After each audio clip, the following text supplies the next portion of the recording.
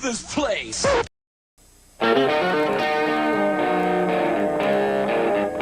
Hey, man, is that Double D? Yeah, man. Well, turn it up, man. Let's just go in and, like, kill all the orcs, right? They're the bad guys, who gives a shit? We just hack and slash and we loot their dead bodies, right? Hack and slash, kill them all, you know, conquer the infidels. Boy, that campaign sounds like a barrel of fun, doesn't it? Somebody who's opening a refrigerator and leaning in, right, is the language of a woman. Somebody who's opening the refrigerator and being cut off halfway through that lean is the voice of like a mermaid or a siren, right? This is not the face of the hobby anymore. And I think there's been mistakes made in years past where people assumed that D&D players were all, you know, white dudes in a basement. Which has been a faulty assumption for a lot of years and gets more and more false every day. And so it's, in my viewpoint, honestly, guys like me can't leave soon enough. I just had to be born with empathy and a weakness for socialism and femboys. You gotta put a little hot sauce on the taco, you know what I mean? We want this dwarf to be the dwarfiest dwarf. Right. We want the elf to be the elfiest elf. And just the dashiest dash of Tabasco. Their voices need to carry across water. I'm a creative. It's a huge drain, right? Because fans can be awful. Al zurdo de mierda no le podés dar ni un milímetro. Pero ¿me podés definir zurdo de mierda? Que no Todos los que, digamos, los colectivistas, los que ponen, digamos, o sea, esa idea... A ver, ¿Por qué le pones de mierda, digamos? Porque son una mierda. You say white lives matter, they don't. White lives don't matter because white lives aren't a thing. I disagree, Gary. Lutherville, Marina Del X, Otisburg. Who's this monster? She's got her own place. Otisburg? It's a little bitty place. Otisburg? Okay, I just wipe it off. That's all. It's a little town. We'll do it live. Okay. We'll do it live. Fuck it. Do it live. I'll write it and we'll do it live. Fucking thing sucks. 10, 5, 4, 3. Great sandwich. Thank you. I enjoyed having you here. You're a very good co-host. Man, your sinewy muscles are just ripped. And look how your gleaming sweat just comes off your golden body, and the women are just looking the same, and all of them want Double D. The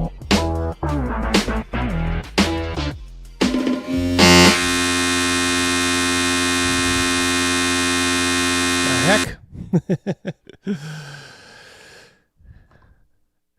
How are you guys doing? Got a ton of feedback there. Did you guys hear that? What was that?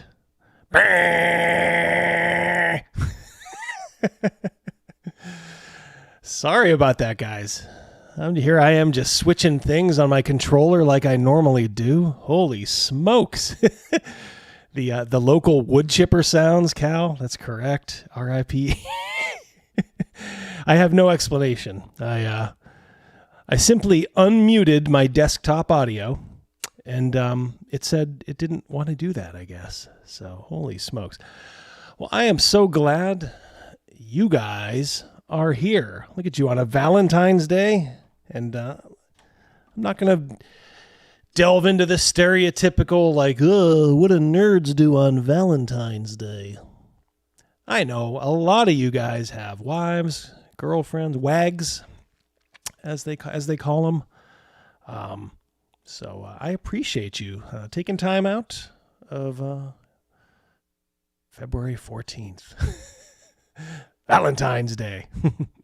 Now this was supposed to be, well, it wasn't supposed to be, but the way it was shaping up, it was going to be a solo stream, and I haven't done one of those for a long time. But, you know, I am capable. Of course I'm capable. I'm a professional, right? Gonna need CC mode after that pause. But I'm happy to say that Rogan is on his way. His kid had a... His one son had a swim meet, so he was going there, and he's like, I can't do it, you know. And I'm like, that's okay, no problem. Kaz. Oops. Hey, Pundit, how you doing? Yeah, we're going to talk a little bit about I saw you did a video on the Hasbro. Keep up the good work. Great video. I'm going to do one. I'm going to offer maybe just a little bit of financial insight because I am a CPA, so take that for what it's worth. I'm certainly not an expert on Hasbro or anything, but maybe I can just give a 2 cents on what Hasbro's financials look like for me. And looky here, our favorite insider, Mercurius Olicus, $2. Australian, mate. Valentine's Day was yesterday. Yeah, that's right. We'll keep that in mind. Thank you so much, Mercurius. Good to see you here. Good to see all you guys here. Before we get going, couple housekeeping things. If you could send out your prayers for Nixit, who's in the chat. If you look up, his wife, just had a severe event happen, and I know the way the divers come out. You guys did it for me and my father. I'll get to that in a moment. But if you could send those good prayers, if you're not religious, send the good thoughts. Whatever. Just wish him well. Give him your support. Nixit is a cool guy, always here. So it's like I said. Oh, and I think I hear Rogan up there. So I know you guys will come out. And Nixit, we love you, buddy. Tell your wife that the divers are behind her 100%. And it's not all strokes are. That's one thing I found out about strokes with my dad. He's very, my dad's very old, but even at his advanced age, I was actually surprised at how quickly he came back. Look what there's a Rogan spotting in the wild. How you doing, buddy? You just park yourself there, get ready, and that mic is live, and you are ready to go. Yeah, we're just talking about Nixit, whose wife just suffered a stroke. Yeah, so we're sending out our thoughts, prayers, goodwill, what have you. Absolutely. As far as my dad, I remember I said at the end of last stream, if you could send out your prayers for him. He was undergoing a heart valve replacement, and it was actually the following day, and it must have worked. You guys are great. I thank you so much. Yeah, it went off swimmingly. He now has a cow valve inside of him. I always thought they used pig valves. I guess they use cow valves. But yeah, he's doing fine. And in fact, he was doing so good. I have 2 brothers. Also have a sister too, but she's not in town.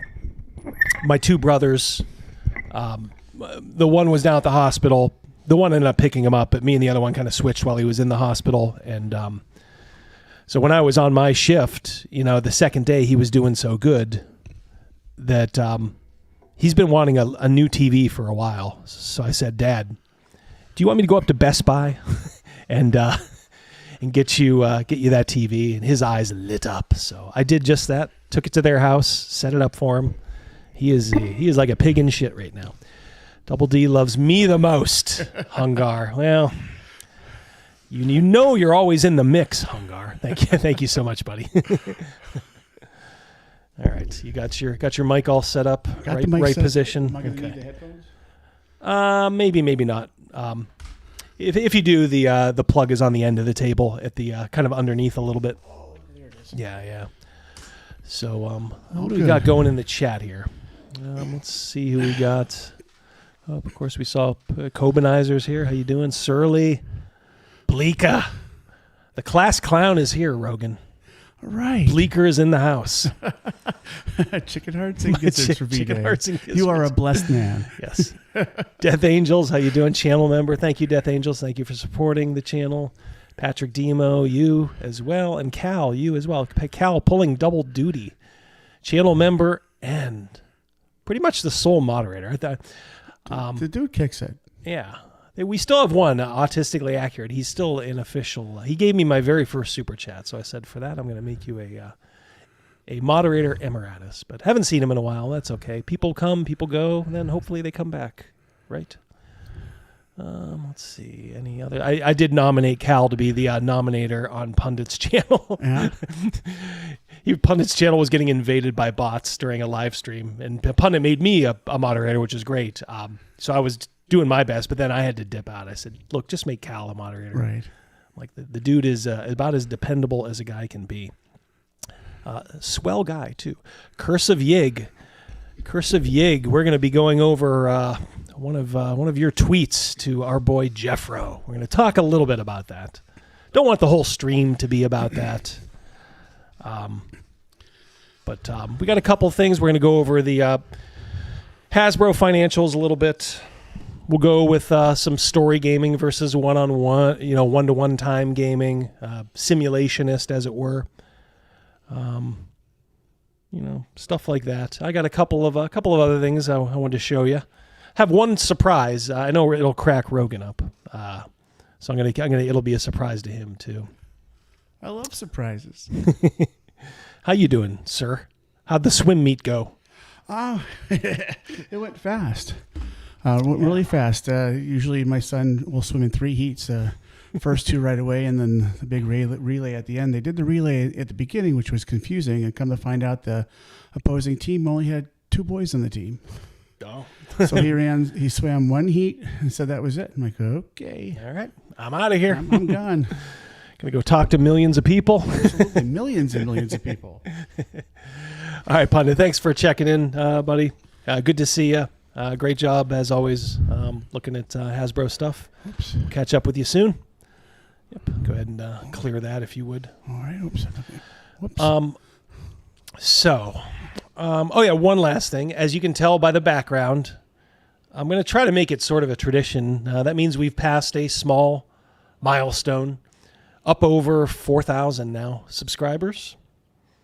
I like to celebrate that stuff. I don't know. A lot of YouTubers, I'm sure, are like, why do you want to do that? I don't know. It's partly because I'm so thankful for every one of you guys. I really am. And I used to obsessively watch like the subscriber count go. Not so much anymore, but I do pay attention to it. Where it's headed. But and I don't know. It's always a cause for, like I said, marking progress, marking time, growing the channel. We love you, do we not, sir? Absolutely. Yep. All right. Love all of them. Oh yeah. These people that show up every week, they rock. Honestly, like it's just really cool to spend this day, spend this evening with so many awesome people from all over the world. Really intelligent, funny people sharing a lot that we share in common. Yep. Yeah, for sure. Shave for 5,000. That's a possibility. I'm not going to commit to that, Cobanizer, but maybe. You don't like the beard? It's looking good. Silver Fox. Yeah, Silver Fox. Yeah, I'm proud of my age. It's pretty much the only hair I have now. All right, so how shall we do this? Let's go to here, and then here. Oh, there I am twice. Get a nice view of those blacklight. Look at them glow. Wow. Look at them glow. Even more impressive in person. The they're all awesome. That's the first I've really noticed the gargoyle. Yeah, it's a new one. That's it's a new one? Yeah, same with the wizard. Well, the wizard's usually hanging over there. This is it's a jump back to like 72 for me when I look at these right here. I had an older uncle, well, a younger uncle. He's a teenager that lived with us for a while, and he had the black light posters all over the place, and oh yeah, gotta love it. Anybody who had an older brother in the early 80s or late 70s, this is fertile ground for you. All right, let me okay, I'm gonna put that up. Ooh. Let's see here. Oops, 1 second. Love how it doesn't do what I want it to do. Well, that's not good. Momentito.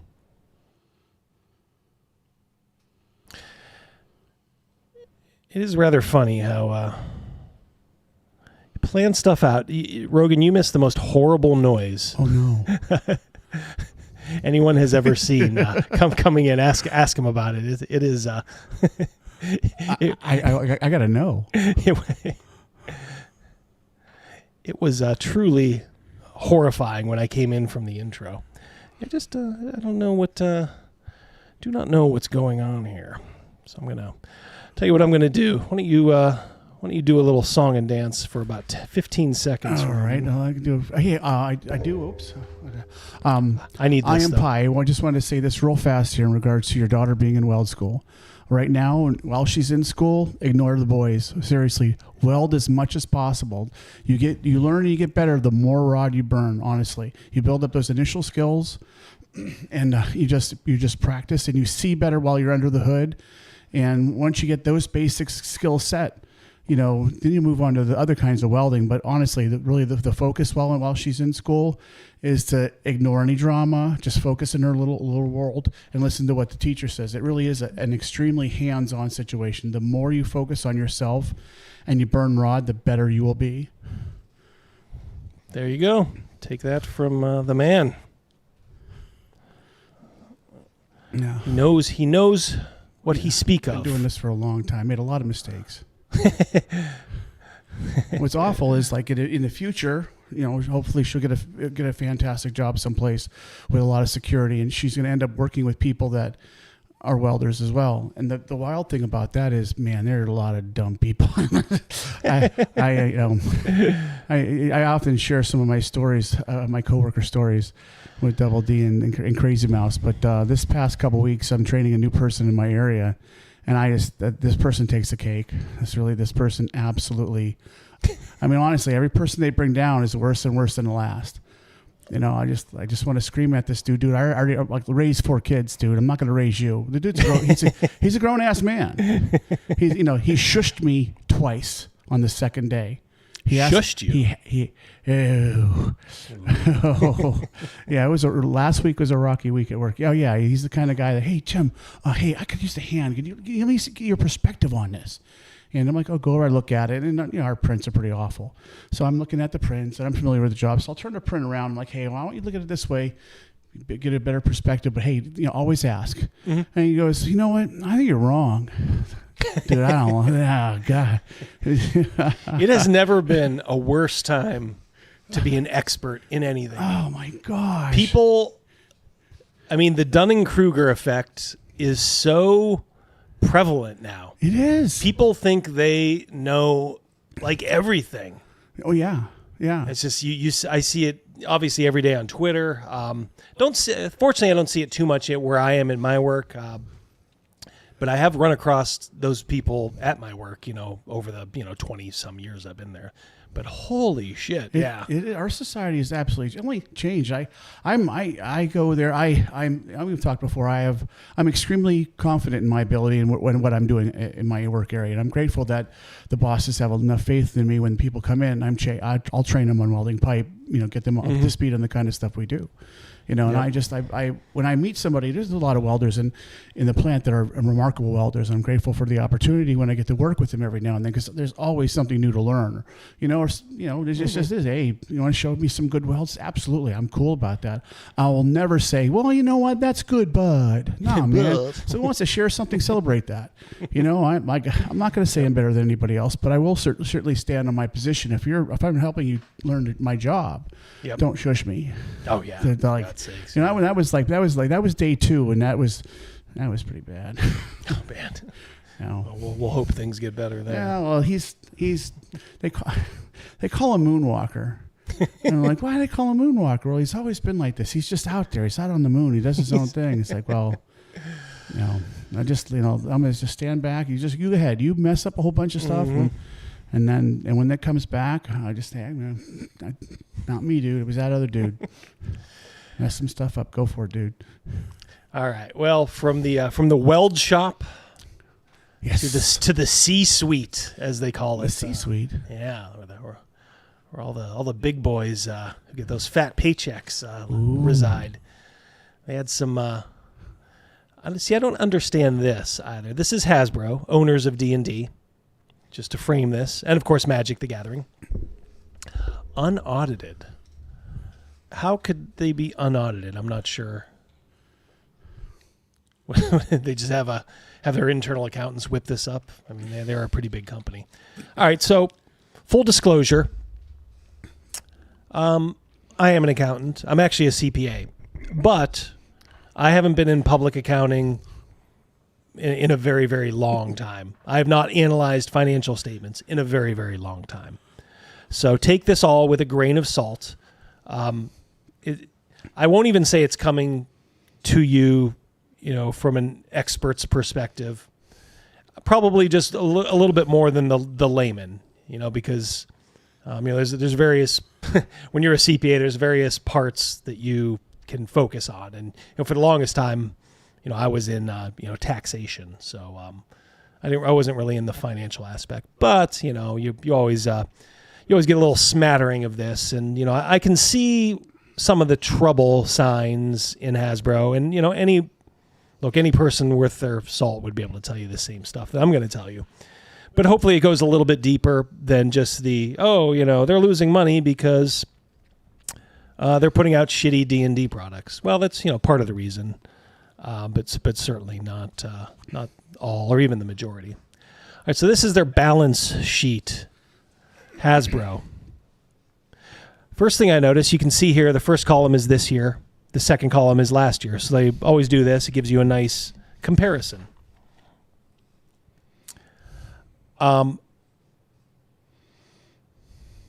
They have just like a little bit more cash on hand. It does not seem to be a lot for what they've they're going through. All right, so some of this stuff you can see here, like goodwill goes down from 3.4 to 2.2. I'll explain that in a moment. They have a shitload of long-term debt, even though they've managed to pay down some of it. They have $2.9 billion worth of long-term debt. Billion with a B? It's billion. Yeah, these numbers are in millions. Holy I should moly. say that. Yeah.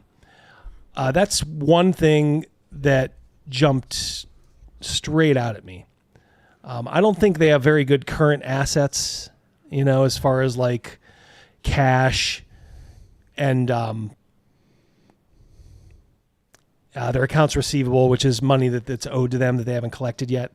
If you look here, total current assets going from almost $3 billion down to 2.3. I don't know. I mean, obviously you don't want to have a ton outstanding in accounts receivable, but I don't know. And they have reduced their inventories, but that cash number would kind of worry me. Just for a company this size, I don't think it's that. I don't know how how good it's going to be for them. Yeah. So, and they definitely have some liabilities that are kind of like an albatross around their neck. So this is the income statement, and just they have quarter ended here. I would say just ignore that, but look at the year ended here. Okay, so we're interested in here, December 31st, 2023, and I don't know why their financial year probably just ended Christmas last year, but pretty much the same for comparison purposes. $5.8 billion in revenue last year, $5 billion this year. That's the stuff you're selling. That's no bueno. That is no bueno. You just went down $850 million in revenue. You never want to see that. Cost of sales. That's the cost of goods sold. This is basically all the costs to make the stuff that they sell. So this would be like labor costs for like the D&D books, the material costs for it, all that kind of stuff is kind of wrapped up in this number here. And obviously you want this to as lower the better for the bottom line purpose. Almost 1.9 billion last year. They've shaved some off, which you would want to do if you have reduced sales. Of course, you want the cost of goods sold to shrink as well. But take a look at the percentage of revenue, though. It actually went up. So last year it was higher, but this year it's lower, but it's still a higher percentage because the revenue fell. Not very good. Again, this is troubling, and I'm not saying they're not going to be able to address this. Okay. So, then you come down to this line here. Now, this is interesting, and I don't see a ton of people talking about this. Maybe some do. Impairment of goodwill. Remember up at the top, they had goodwill on their balance sheet. Goodwill is this. Goodwill appears on your balance sheet when you buy essentially like another entity. And they've bought in several. They bought a company called Entertainment One, which is like they make TV shows. Like I think they might make like Naked and Afraid, stuff like that. Also like children's shows, which is a little bit more in their wheelhouse. So goodwill, for those of you that don't know, is what you pay above and beyond the fair market value of the business you're buying.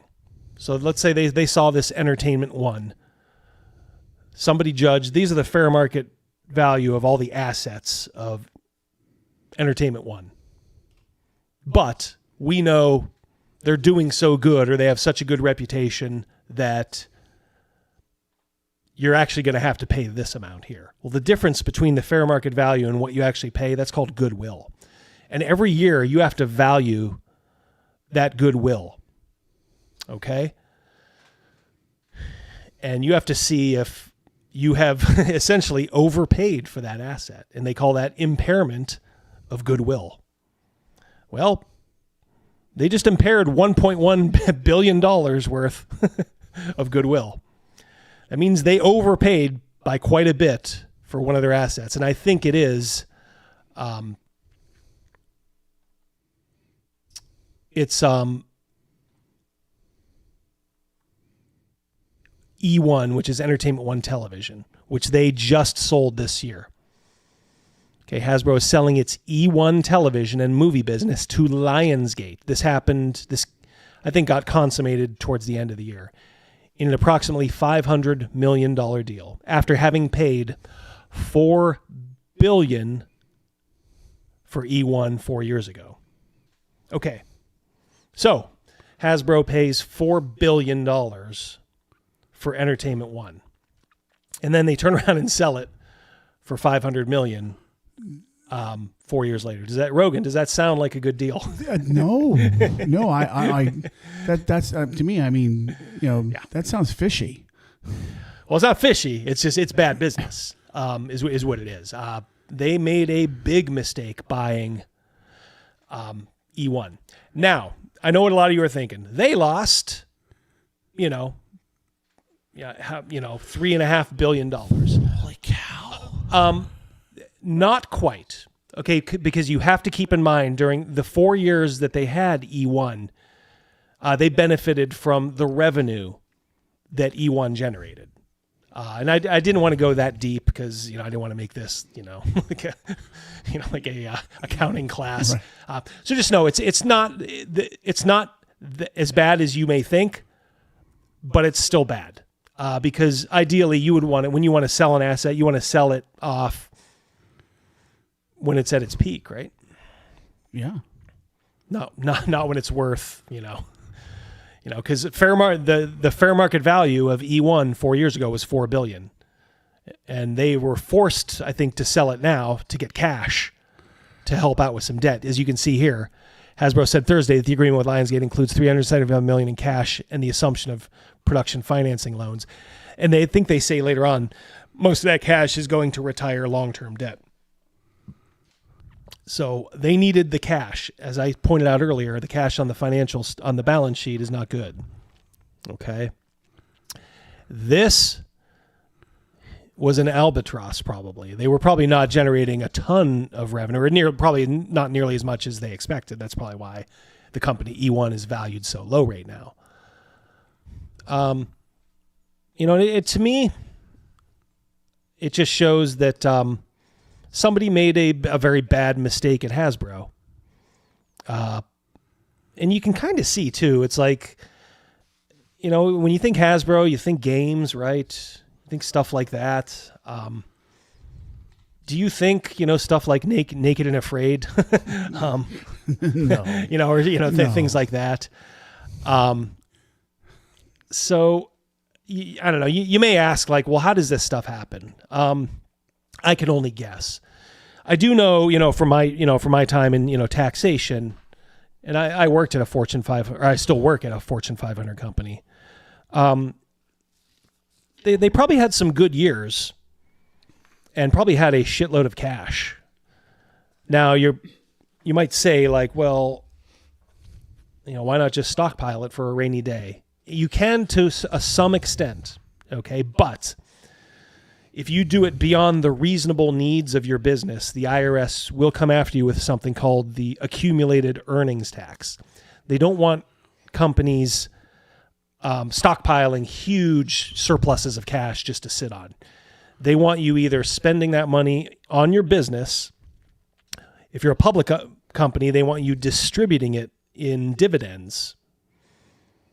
And if you don't do that, they will essentially penalize you 20% of what they think you are over. Now, does this happen a lot? No, but I mean, in my company, I had to do a little research into it. Like, hey, are we getting a little too much cash on hand? And generally the answer is no. But still, you can see where somebody at Hasbro, some manager is probably pitched this and is like, hey, we could work on our, expand our horizons and, firm up our core competencies and, all that stuff that management says. Freshen up our portfolio. Yeah, freshen up our portfolio. Yeah. If only they had a time machine. Jeez. So that's probably why stuff like this, but it doesn't excuse. That's probably the reason, they were probably definitely looking to expand, but you always have to ask yourself, are we doing what we do best? And you'll find this time and time again with companies, the more they stray, and I think this happened with GE too. Right? Oh yes. Oh yeah. Yeah. I mean, the more they stray, the worse it gets. I mean, you don't have the expertise in-house, so you got to go get it, and just not a lot of stability there. So it's like, if you thought Hasbro, I'm sure none of you were thinking like, oh, they're a TV entertainment company. Well, they tried to be, and they really screwed the pooch. So yeah, all that leads, to the bottom line, the net loss. Last year they eked out a nice little profit for $203 million. 1.4 billion. In net loss. That's not good. That's why they had to shit can 1,500 people towards the end of the year, or whatever it was. They had no choice. And I know everybody's like, well, why didn't they cut it in other places? Well, the problem is they fucked it up, and they can't undo what they did in that respect. They can make the best out of a bad situation, but the only place where you're going to save that amount, a decent amount of money, is by letting people go, which of course leads to brain drain. Now in the D&D line, you could almost argue that it was addition by subtraction, right? Because I can't, other than other than Mike Merles, who is probably the only genuinely talented guy left there, but I wasn't even working on D&D because of the whole Zach Sabbath situation that we went over, last week or whenever it was, a couple weeks ago. So they had him sidelined. So he was essentially probably just collecting a big paycheck for doing pretty much nothing. Which helps the company out. Yeah, for sure. I mean, if they had any balls, well, I don't know. They're so devoted to like this whole sort of new crowd that I guess they probably couldn't have just said, "Fuck it, we're gonna put Merles back in charge." It would have been the right thing to do, from a mechanical point of view. But they'd have had to weather about a month of people bitching online, and some people who never stop bitching. But if they had any balls as a company, they'd be like, "Yep, well, he's the right guy for the job, so sorry." Right. And the thing was, the shit that Mike Merles was accused of. I'm not a huge Mike Merles fan anyway, but I mean, it proved I don't think it was true. So that he was assisting Zach Sabbath, with finding out who. His accusers were and all that. I just part of that Twatgate crap. Yeah. Yes. Yep. So you can go here, guys. I didn't want to like I said, I didn't want to turn it into a accounting class, but this is actually, it is interesting. They are somehow, I think they are keeping Peppa Pig, which might have been part of that. Maybe it was part of E1. So I guess maybe they feel like they can still work that in, which, maybe makes sense because they could do games and shit based on it. Little kids love it. Oh, yeah. Yeah, they do.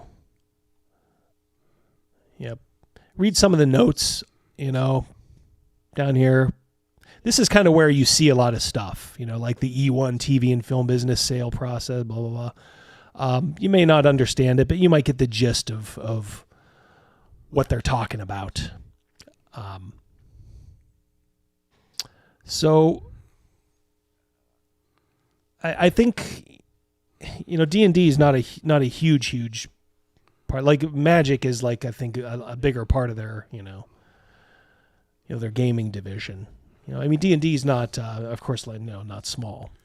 But they could probably weather, what's going on with D&D. I don't know if they break out D&D. See Wizards of the Coast and digital gaming, external net revenues. Yeah, see, I don't know. I'm curious, not that it affects anything, but I'm curious how much they're paying the Pinkertons. The Pinkertons. Just want to know. Asking for a friend. It does remind me, in case you're wondering, Baldur's Gate, it was nice, but it was only just to show you kind of the numbers we're dealing with here. Baldur's Gate was $90 million, I think, in revenue. Let me go back up here. Okay, so they had $5 billion in revenue. So if you're wondering in your mind, like, man, I bet you boy, they're coasting off of that Baldur's Gate. No, they're not. They rely on all their other stuff. So put that away for a sec.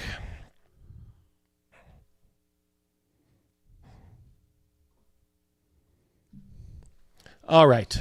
So that's Accountant D. Boring you to tears, I know. But I do have, a perspective, that I can offer. That might be a little different than others. Like Pundit did a video. Well, he has a perspective because he was actually inside Wizards of the Coast as a consultant, essentially. These are just, I'm just adding value for you guys. So what does it all mean? It means this is going to be a tough year for them, but they, thank you, Tora. I hope you guys, like I said, I hope some of you found. I'm sure a lot of people are like, geez, how boring, but, they do have the new edition coming out. I think 2 of the 3 books, correct me if I'm right on that, chat. 2 of the 3 books are coming out this year. And I think maybe the Monster Manual in 2025. It's going to be a nice boost for them once they get that revenue stream up and running. But look, if they keep making bad decisions, like buying an entertainment company, and then selling it off for 1/8 of its, what they paid for it, it's not going to matter, right? I mean, Sometimes you think that was if they're thinking that way, hey, I got a car to sell them. yeah. Health insurance, yeah. In my household, even though I'm an accountant and all that, I told Mrs. D, I said, I'll handle the taxes, I'll handle all the financial stuff. I said, what, you got to promise me one thing, you deal with the insurance companies. The nightmare that is. So yeah, Death Angels, thank you, buddy. September 17th for the Player's Handbook. DM's Guide is November 12th. And then, yeah, Monster Manual will be about probably right around this date in next year. I don't know. It's going to be tough. There's just not going to be a lot of book sales for them this year, as people are probably thinking, whoa, well, I'm just going to wait until the new edition. Why would I buy a 5th edition Player's Handbook right now? Right. Unless I didn't understand, or I just got into gaming and, I bought it before somebody talked to me. I don't know.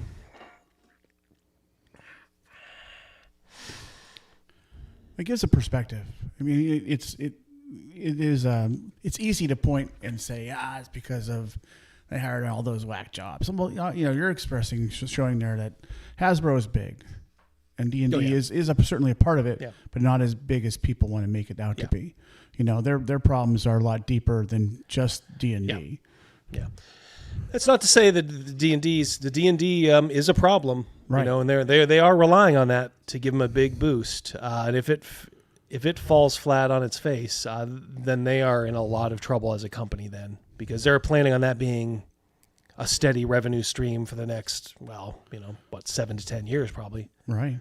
I mean, 4th edition or 5th edition's been out for almost 10 years now. So. But boy, you're counting on lightning striking twice, and that's when you went from a pretty much universally loathed edition to where people were probably welcoming of anything. And now you're going from that edition that you were that got everybody back on board. You could almost make the case there's nowhere to go but down, right? I mean, from their perspective, right. I mean, now from a technical perspective, obviously you could improve on 5th edition, but can't argue how popular it is, right? Right. It's just that, the direction that they want to improve on, is just, it's pretty abysmal. Yep. Jeez. Oh, well, I don't know. Chat, I hope you got a little value out of that, before we get into the we get to roll around in the mud tonight a little, Rogan. Let's do it. Our old friend Jeffro. Ooh. Do you remember Jeffro? I remember Jeffro. Mr. Swing Dance. Oh, yeah. We talked about lifting weights all the time, right? Yeah. I don't see many pictures of Jeffro online. I'm wondering. I don't know. I'm willing to bet he's a little bit more Scott Thorson than he is Arnold Schwarzenegger. If you know what I mean. All right. Let us go back. Let us go back to the EFAP screen. Hopefully, there's no horrible sound this time. All right. So, some of you guys are on Twitter. You probably know a little bit what we're going to talk about. The thing is, Jeffro was off my radar, and then he, out of the blue, he commented. He's an asshole on Twitter. That's his whole persona. Jeffro Johnson, the titular head of the Bro SR. This guy.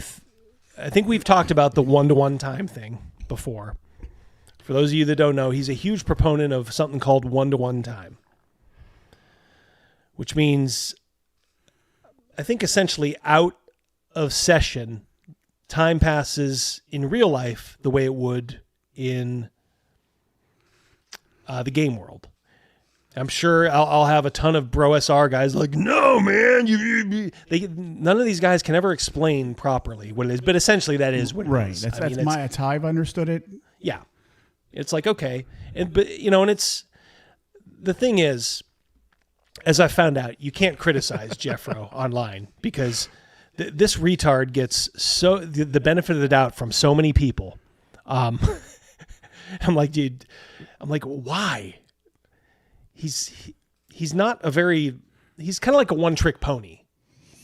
Yeah. He reminds me of like the Sham Wow guy a little bit. Love that guy. Sham Wow Vince. Beat up another hooker. Yeah, all right. Yeah, beat up a tranny hooker. Yeah. He's always on about how 1-to-1 time is like a panacea for every game. And it's like, dude, if you wouldn't be so autistic, if you would just, cool your jets a little and say, hey, look, if you have multiple groups, you almost need this. Well, then a lot of people would be like, okay, well, explain why. My ears are open, including mine. And I can still even see like, well, okay, well, if you're running like 2 or 3 different groups, if you're that lucky, how this guy, press X to doubt if he has all these people. I don't know. I'm sorry. The thing is, everybody thinks he's like he's this huge personality. He'll tweet something on Twitter, and granted, he tweets all the time, but I mean, you're looking at like 10, 15 likes on him. I mean, he doesn't have like an army of followers. He has like a hardcore group of merry retards, and that's it. So, yeah, but I mean, if he... I like that. Slapchop. It's the same guy, Bleecker, isn't it? Isn't it the same guy? I think. Yes, Slapchop and ShamWow. I think it's the same guy. Vince was his name. Autism is a disability. Weaponized autism is a gift. Yes. So it's like. I kind of got drawn in. I think it was just because, like I said, out of the blue, he was just a dick, one of my posts. I'm like, oh, geez, I haven't thought about you in half a year. And let's keep in mind, too, did I not stand up for this guy a little bit? Because, let's face it, that was when Pundit was kind of on a holy crusade against him. And he was saying, like, well, Jeffro's anti-Semitic. I took a look at it. He did one anti-Semitic meme. I think back then I said, it's just a meme, I don't see a pattern, I'm not going to do that. I'm just not going to be that kind of guy, I just wanted to go after how dumb he is and how he's not dumb. He's intelligent, but he's just autistic. And I kind of wanted just to highlight, like, you don't, I think, need to go there. I think you can just point out his faults by just taking a look at his Twitter feed. So in that regard, let's. All right. So we've been sparring a little bit. Curse of Yig, who I saw in the chat earlier. Yes. All right. It's your moment in the spotlight here, Curse of Yig. Lots of globetrotting in masks of Narlathotep. I think we ended up playing a little bit of that adventure, did we not? That was when Gavin ran it. Oh yeah, yeah. Didn't work out, but oh god, I would have loved to run that. But anyways, a classic adventure, globetrotting. You go around the world, and Curse of Yig asks, I think honestly, how does a 2-month trip on a steamer from the USA to Egypt play out in 1-to-1 time? Jeffro's response: just play other parts of the game until that completes. And so I seized on that. I'm like, what? You have to wait 2 months for these characters in real time before you get to pick them up again? So let that sink in, okay? So I'm going to let you in on a little secret, okay? Jeffro is an expert on 2 things: swing dancing and what's in the first edition Advanced D&D Dungeon Master's Guide. I don't even know if it's the player's handbook. I don't even think he cares about that. I think it's just the DM's guide. So when he steps out of his comfort zone, this is what you get.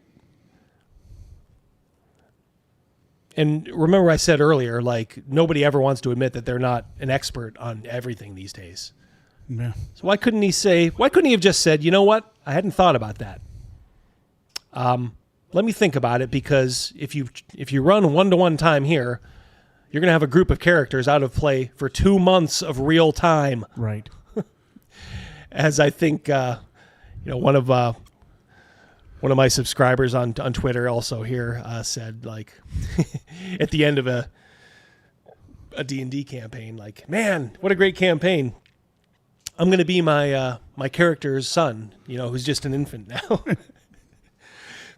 Let's see, he turns 18 in 2042, so I guess we'll pick it up then. Wow. Oh, God. All right, so it gets a little worse. So here he's talking about masks again.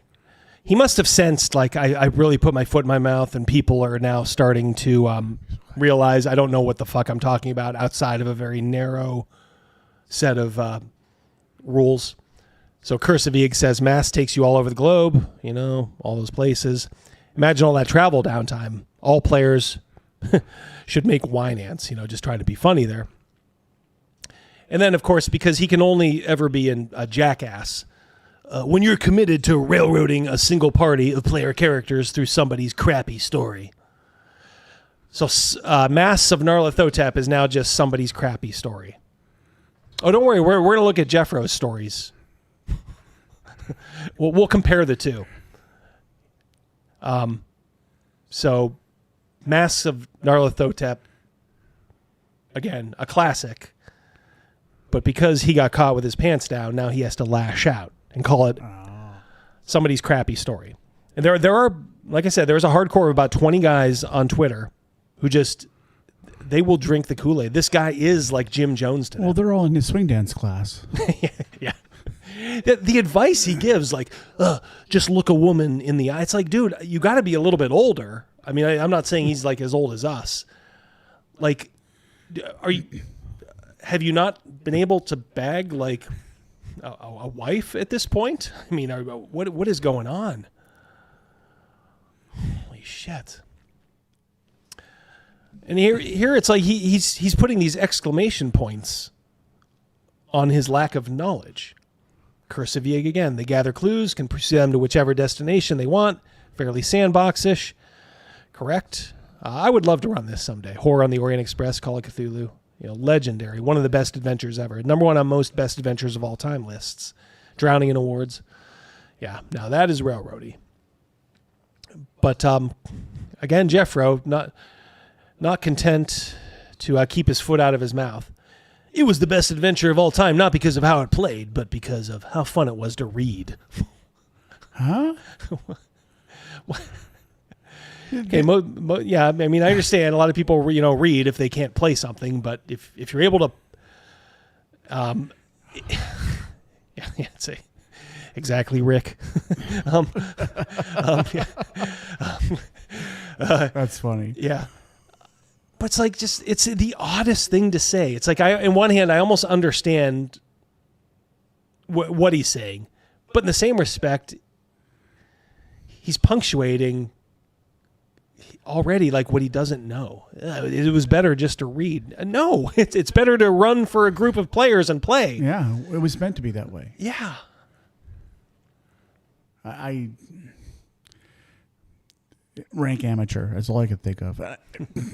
He just says words to say them. He's got a niche, and he's gonna hold on to that like a tick.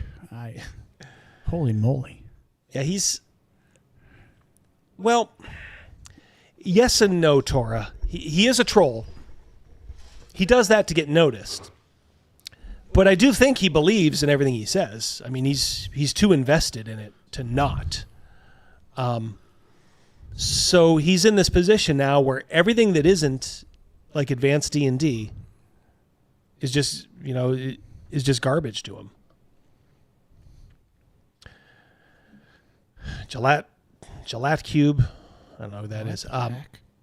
I totally agree. It would be great just to hear how people are doing whatever they do. I like to learn how people build good modules that create places where people want to go back to. Don't really just want to hear about why. And then Jeffro being ever so cool, ever so edgy. Seriously, though, modules are the devil, and your campaign is fake. I was like, why are you saying that? It's like, this guy's probably, you can tell when somebody's just trying to have a nice civil conversation just by their demeanor here. And this motherfucking asshole is calling his campaign fake. It's like, oh my God. And here's what I hate, Jim. It's like, I get into it, I highlight a couple of these. Of course, anything I do on Twitter now, we have about the same number of followers. I get about 10 times the traction of this guy. Maybe just because I'm not a full-time asshole, but I am willing to set this guy up to be one. But I'm so disappointed in some of the people that I even know, who essentially saying like, oh man, just calm down. Like, why are we talking about this? Oh, what are you mad that Jeffro's mean? I don't care that Jeffro's mean. I care that he's an asshole who doesn't know what he's talking about. Oh, and by the way, he decided to try to fuck with me. This is what you get. Patrick Demo showing us the way. $5. Let me see if I can give you a little of this.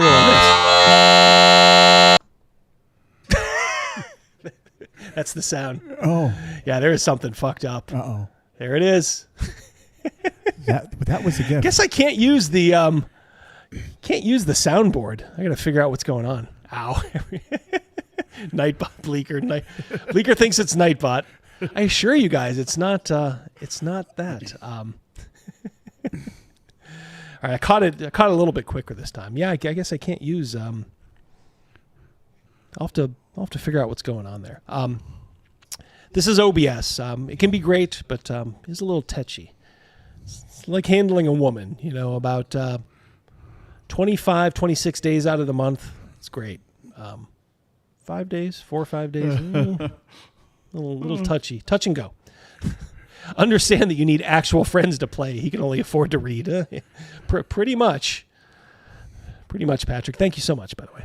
He's trolling for, he's looking for drama. Yeah.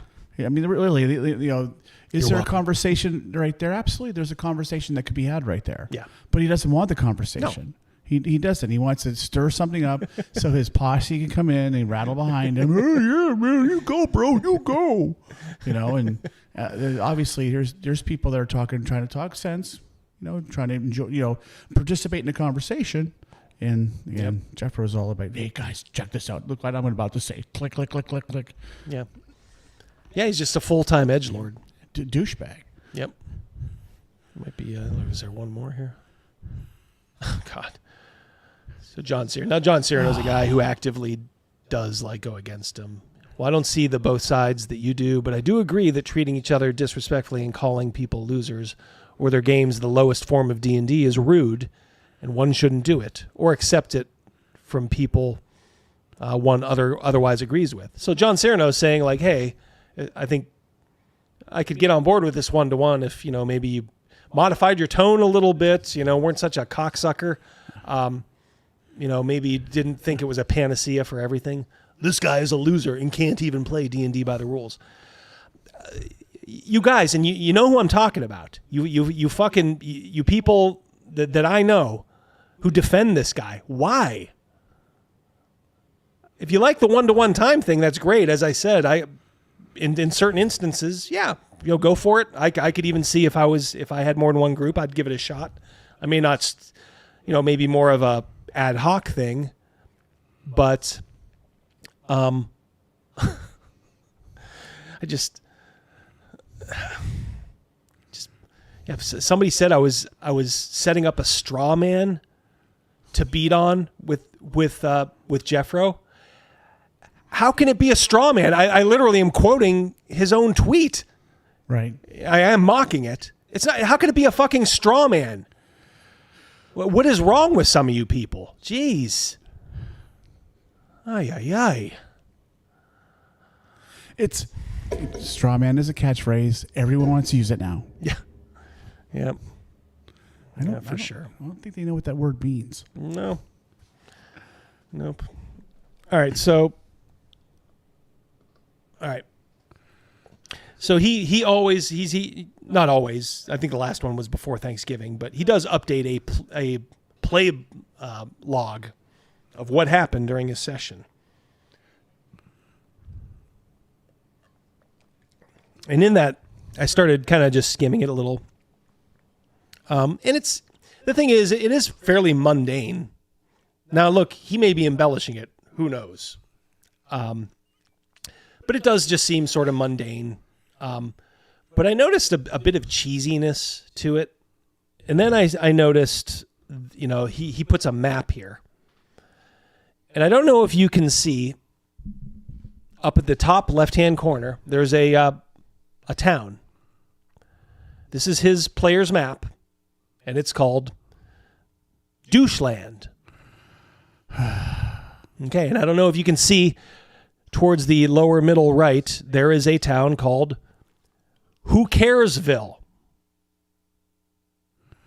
Okay, so my personal philosophy is this. As a DM, if you can't take your own world seriously, like how do you expect other people to take it seriously? Names, I'm always a little funny about names. I don't like quote unquote humorous names. Occasionally Gavin Morgan will try to test me a little. And I'll be like, ooh, I'll try to steer him away. Like let's try to get something a little more fitting into the world. Could I ever say that legitimately if I named towns in my campaign Who Caresville and Doucheland? First of all, that not in a zillion years could that possibly happen, because you care to put entirely too much into it. I mean, you're boom. Yeah. This isn't. You're not doing this for shits and giggles. You're doing this so we can all experience something. That just wouldn't happen. This guy is not serious about anything. If he does this, is that one up there? Trollopolis, yeah. Trollopolis. This guy is a full-blown douche. He really is. You know what it reminded me of? Yeah, exactly. Bingo. I was thinking this. Yeah. Them lasso. Exactly. I'm like, this is like when we were 13 or 14. Yes. We would find this stuff funny. Yeah. Jeffro, how fucking old are you? This is so gay. I can't even I don't even know why you would be proud of doing a quote unquote report and then including this map here. I can't imagine the NPCs, what their names are, and if they're going to go that far, it's going to go deeper. I think one was like called Foam the Gnome. Here, let's see. Yeah, exactly. Good comment there. But I really don't know what's going on with those. I'm really worried about blowing people's eardrums out. All right, so let's see here. Oh, there we go. Yeah, I mean, this is what he does. He'll write like a big write-up here, and you can go to his blog if you want. I'm not saying don't go. A lot of it is just very, very normal. But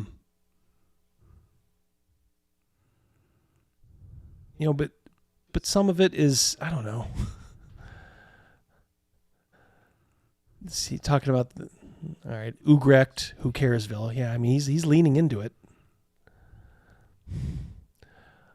Low Thrive and Grove.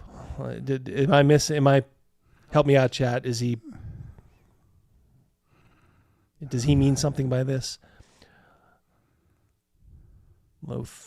Thrive and Grove. Oh, God. Oh, here's another one. Burgleberg. He's got one normal, town. And I'm not saying like, oh boy, all campaigns have to be super serious, okay? But when you're the high priest of your games literally suck, listen to me. Right. And this is what you're coming out with? I see one normal, like Steddington seems normal. He's just kind of talking now about, here we go. Elderbrecht, okay. Billy, Cronin's Orcs, I don't know who these people. Chaz's Hippos, Hippogriff Squadron. When I see Hippogriff Squadron, I'm thinking it's a little cheesy, probably. But to each their own. I know a lot of people like don't mind hordes of like hippogriffs and dragons and all that stuff. Mine's a little more low key. Yeah, so he's talking about the session Bronsteins, which is essentially getting together different groups, and then they're coming to him with like all their secret plans and everything. Oh, God. The ironic thing, Griffith Morgan, the guy who made Secrets of Blackmore, detailing Dave Arneson and these Bronstein games where they originated from. Like Griffith Morgan blocks every Bro SR guy he sees. He hates him. Wow. And this Jeffro guy mocks him like all the time. And that's another reason too. I'm like, what the fuck? I'm like, you know what? I'm comfortable enough with myself now. I used to kind of be a little like, well, I'll just kind of try to walk that fine line. And it's like now I know who I like, and if you're cool with me, that's fine. I'm cool with you. But if you're gonna take dumb little pot shots at me, I mean, jeez, over this asshole, really? If you guys don't have the fucking balls to step up and say, you know what, 1-to-1 time is useful, but Jeffro is just a dumb jackass. So don't listen to anything he has to say. But of course they don't want to do that because, oh my God, there'd be drama. They don't mind the drama when they're calling me out. It's because they know I'm not a drama queen. Dude, Double D's messing with the bro. Yeah. That's why I'm only going after this guy. And because it is sort of entertaining, but holy shit. Yeah, you guys can read through this.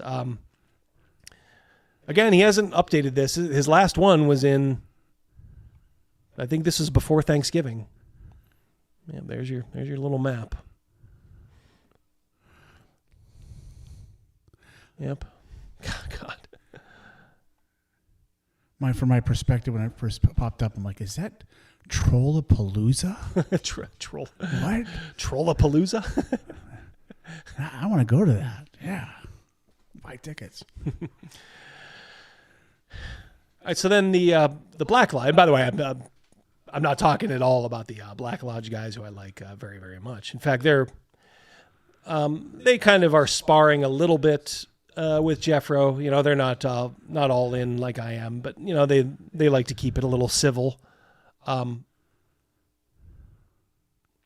This fantasy campaign you've constructed seems very fun and interesting. You seem to be truly living in it. And then too bad story people never bothered to write any rules. Their only contribution was to ignore them. So this is, I don't know if you'd call it the eternal battle between story gamers and these kind of simulationists. And I think maybe just as an intellectual exercise, Black Lodge is just saying, hey, what's wrong with story gamers, of course, Cardinal Jeffro is the anti-story gamer. Now, to be clear, my personal opinion, I don't know how you feel, Rogan, but, we probably lean, somewhere in that middle ground there. Yeah. There's times when, a story sort of develops and, we kind of go with it. And I don't like snap it down to say like, okay, guys, you have to go back to town because you have to tell me exactly where you want to go so I can pretend that I'm a genius and that I'm ready for everything. If you're committed to doing something, well, okay, that's the path you're on. Right. So, I'll try to recreate the world as best I can. But of course you don't want it to be just a dumb railroad where, all right, guys, here's what we're doing, and you just open a book and you're like, yep, so you guys find yourself here. Right. And the players are just looking at each other like, wait, what? Don't we have any say? There is a middle ground, as there usually is. Well, I don't know. My perspective, there has to be. There really has to be. Imagination cultivates imagination. Yeah. But saying there's a middle ground doesn't play well on Twitter. Well, because it's everyone knows what's better for everybody else. Oh, Double D, you're a sellout, man. He's a story gamer. Okay, whatever. Like a good story. There's been listen. We've gamed for a long time, and I can tell you, and there are times when we get into the story, the meat of what's going on without a lot, about that to go into action, and I'll leave the table, and we talk about it often, like the events that have happened, such storylines that were created that are absolutely unforgettable. Yeah. So, from 20 years ago to 10 years ago to 5 years ago to a year and a half ago, some really good, very memorable stuff. It really is. And that's why participate in role-playing games if you're not going to gain something out of it, having a fantastic memory, feeling that adventure. I remember my first character death. I felt it physically. Yeah. I did. It was, it was bizarre and how exciting from that point on, that this is, you have to have a storyline. It's almost like you follow the storyline. You set everything up with simulationist, like, what do you guys want to do? And then when a choice is made, you kind of lean into it a little bit. Right. Patrick Demo, $5. I never thought I'd see someone that makes me long for being in the company of Gillespie. I feel unclean and I may puke. Thank you very much, $5, Patrick Demo. I don't know.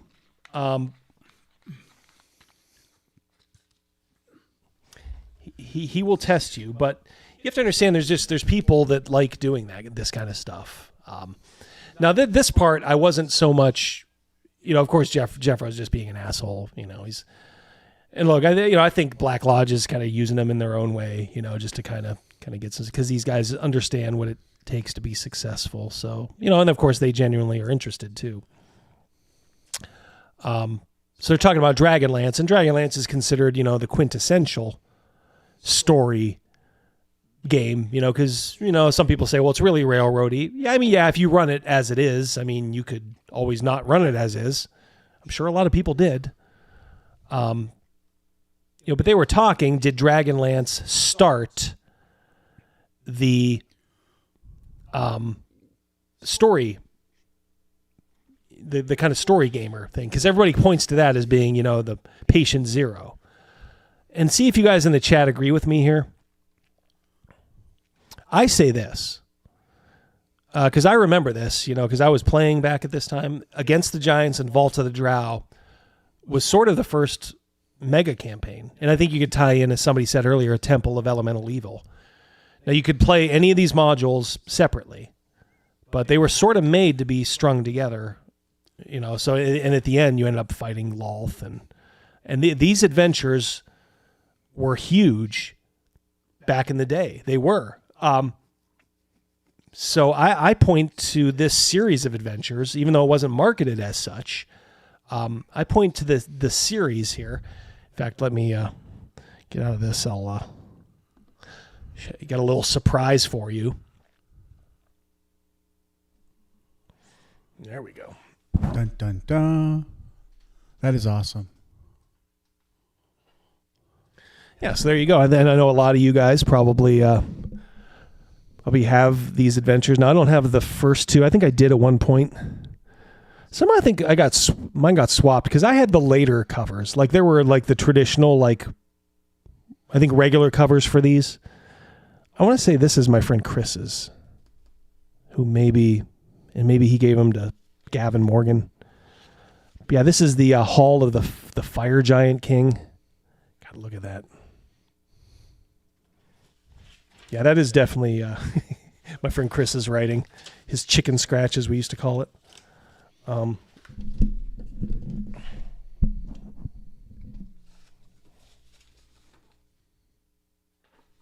Oh, no, wait, there it is. Okay, well, there's the second one at least.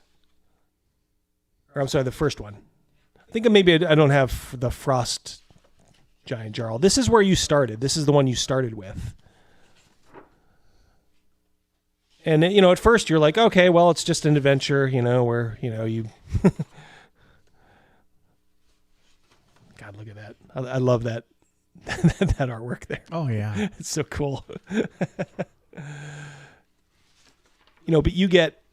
The thing is, you know, you end up there, you go to the Frost Giant Jarl, where I think there was some pretty good treasure. And then here, I think this was just a meat grinder, if I'm not mistaken. I'm pretty sure this one was just kind of a combat-heavy meat grinder. There you go, some trolls there.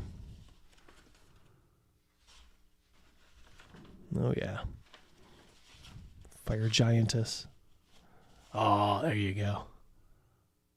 Look at that. That is, I mean... What do you think of that? That is cool. That is... Yep. You guys getting those feels? Now remember, Jeffro says if you play any of these modules, or if you play them, you're actually not playing D&D. You're actually not playing Advanced Dungeons and Dragons. Go talk to a girl at a swing dance, bro.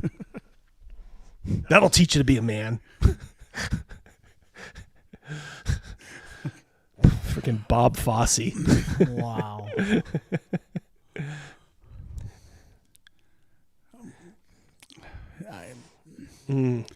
I would, well, honestly, I would probably skip to the very end, Patty. We'll get there. How you doing? Good to see you here, Patty. But yeah, the thing is, you went through those, and then all of a sudden you're like, oh, Descent into the Depths. And then I think at the end of one of these, like you learn that like the drow are behind all this, like this whole stuff. Oh, wait, there it is. There it is. Yeah. All right, I do have it. Thought this one was lost. Yeah, there's the Frost. That's the middle one. God, these are so cool. Yeah, go ahead and throw that up there. Chris Miller, our old friend, Mad Scribe. That was the first big published adventure I remember playing. Good times, absolutely. I know people have played it, you know, after its time, and I got it. You should, you know. But man, there was just something about that. I know a lot of you will understand what I'm saying. Just even playing parts of these adventures, you know, sometimes they got started and then stopped. But even that was good. So yeah, I mean, this is just great. Thank you so much, Chris. $10, very wise. Remember, you guys can always check out Mad Scribe. There's a link in the description of the live stream. You can get all his stuff, all of Pundit stuff. B1, B2, A1, A4. Yeah, A1, A4. That's, I think, the Slaver series, if I'm not mistaken. Yeah, G1, G. A great campaign to run. Yeah. Yep. Yeah, absolutely. Thraxis. Yes. I mean, God. Descent into the Depths. Maybe, like I said, that Shrine of the Kuotoa.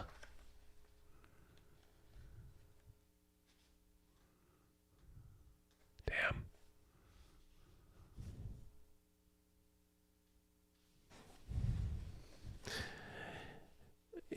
It's easy for people to say like, oh, you know, things were better when we were growing up. But as far as D&D goes, I mean, this stuff was just gold. I'm sorry, it was. It was just fucking gold. And I actually, I mean, a lot of people understand that,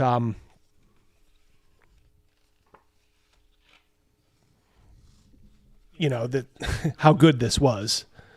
But I honestly feel sorry for folks that didn't get a chance to play this shit in its time. Vault of the Drow. Now we did play this, I think. Yeah, this is where the Drow, I believe, make their. God, you can tell how well worn these are.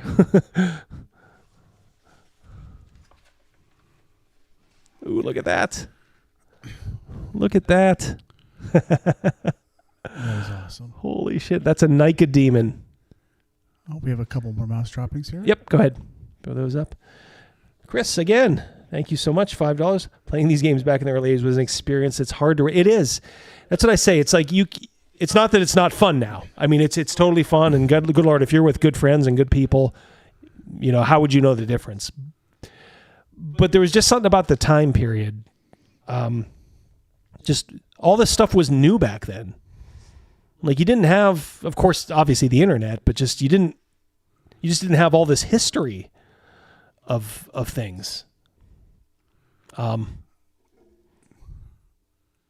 oh my Lord. Silver Anniversary Edition with the attached Liberation of Jeff campaign was one of my favorites. Yeah, ever play Liberation of Jeff? I bought that. It is now lost somewhere. Oh, God. Maybe I'll try to look for it again up in my attic, see if it just got misplaced. I bought that. So either there is always a possibility, like Gavin Morgan and I loan stuff to each other. So who knows? It could be sitting on his shelf. You know, who knows? I think some of this stuff might even be his too. Yeah, that was a really cool. That was still second edition rules, I believe, because that came out in '99. I do believe. And I remember thinking at the time, you know, this is kind of how we were thinking back then, like, oh shit, why didn't they just do it for third edition? Why is that blank? Oh, I must be missing the cover here. Yeah, Vault of the Drow. There you go. Don't know what happened to the cover there.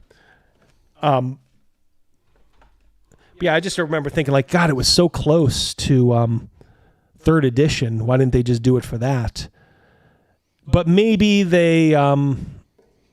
maybe it was already in the pike, so to speak, and they just kind of had to go through with it. So I don't know. But it was still good, you know. Like I said, even second edition. Send the Pinkertons. Yeah.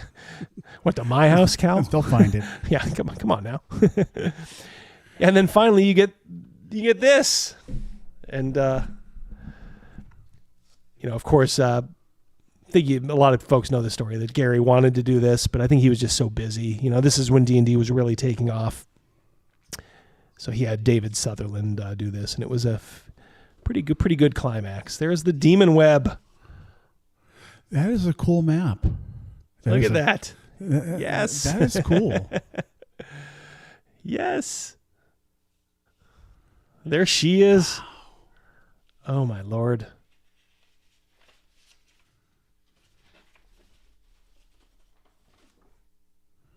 Yep, I think that's heading into where you finally tussle with Lolth. Oh man. It's like, it's not that I get angry, but it's like, you know, you see idiots like Jeffro just dumping on this and not even contextualizing it. Sure. I mean, look, if you wanted to run this straight out of the box, so to speak, you could, but you could certainly even adjust this even for, you know, quote unquote modern gaming sensibilities, maybe make it a tad less funhousey, but God, you could still have just so much fun in this. Driders. I think what's going on here, Rogan, is I think people missed this. So instead of just admitting like, oh yeah, that would have been so cool to be back there, you can go that route, or you can go like the Jeffro route and just burn it all down and say, right. Sucks. Like one of the goth kids in South Park. Sucks. Yeah. They're great. Really? I'm sorry. No, go ahead. No, go I was ahead. going to say their grapes are always sour. Yeah, for sure. Damn it. Well, he's doing a tremendous disservice to, you know, Dungeons and Dragons, this role playing. Honestly, you know, now that stuff is golden. I have never seen them. Yeah, that is all one campaign, but it wasn't marketed that way. You have to understand they didn't know what they had. Right. So they hold on one second. Hey Google, turn on the trees.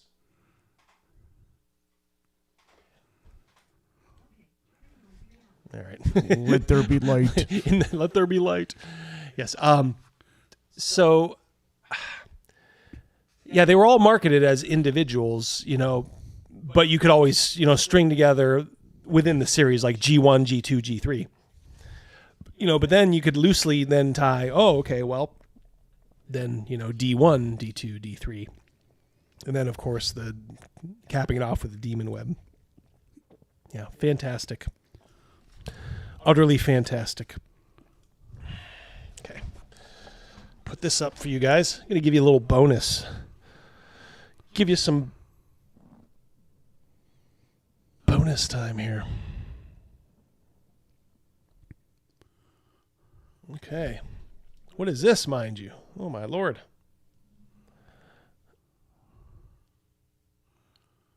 There we go. Wow. Okay. So I picked this up. And I'm just going to flip this real briefly, guys. By the way, if you could, over 100 of you in the chat so far, thank you guys so much. If you could, go ahead and hit that thumbs up. Well, that would be great. Help this stream get seen.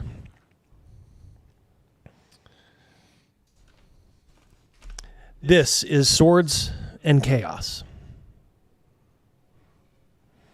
What is this, you may ask? Okay, so this is actually compatible, pretty much fully compatible with Castles and Crusades. I picked this up, and this is kind of like a Robert E. Howard interpretation of Castles and Crusades. And I know some of you guys do play, you know, Castles and Crusades. You know, right now it's our house game. This is a good book, and I just kind of wanted to highlight it. Now, you know, the art is a little scattered as far as style, but it's still pretty good. You know, it's certainly got enough of it. You know, it's got nice, you know, background art, you know, stuff you just kind of want to see on each page. But there's some good stuff in here. Namely, if you're going to use this, you can use the sorcery aspect. There's some different spells here, a little bit more of a Robert E. Howard flavor, you know, maybe a tad more deadly. You can even see, you know, fortified globe of protection against spells. While some of these are just like the normal, you know, like D&D sort of spells, you know, but like raise the unquiet dead, witch's hex. You know, some of these do have a little bit of a different flavor to them. Indeed. You could even run a sorcerer in your Castles and Crusades game, and it comes with like a corruption mechanic, which I think is you have to make a spellcast roll in this version. So you're rolling a die 20. Every time you roll a 1 on your spellcasting, you get a point of like corruption. And then your threshold goes up by 1 too. So you can become severely corrupt the more you use magic and the more you know, kind of screw it up. But you also get bonuses when you know, roll low. So it's pretty cool. That is cool. Look at that little cloning vat. The GM section here. Got some monsters here. Now, of course, there's not a you know, picture for every monster, but you know, some of these are pretty good. There's some good descriptions. And there you go. Nice little piece of art. There you are.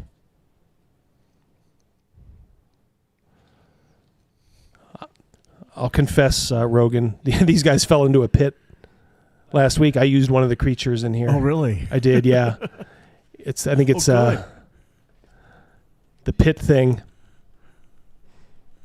It was just perfect. Oh my God. Yeah. Oh. Two die 12 from the bite. Wow. 2 die 6 for each claw. Yeah. So some of these monsters are pretty brutal. When you rolled those 2 die 12s, that was like, I think the table got really quiet for a second. Like, yeah. Just turned really serious. Yeah.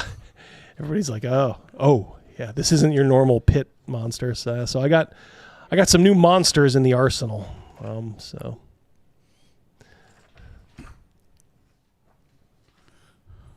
yep, you got some Some NPCs here. Of course, they have a stand-in, I think, for Conan. You know, Dr. Foxmeat. That's supposed to be what's his name from whatchamacallit. Oops. Pick up that super chat if you don't mind. Are there cannibal halflings? I don't believe so. I think this is mostly human here. Warren, thank you anyway. $2 Canadian. Yeah, there's your Conan up there. I don't know if they stat him out, but they do describe it. And obviously they can't use the name, but it's pretty clear who they're talking about. Right. Yeah, some good creatures, magic items.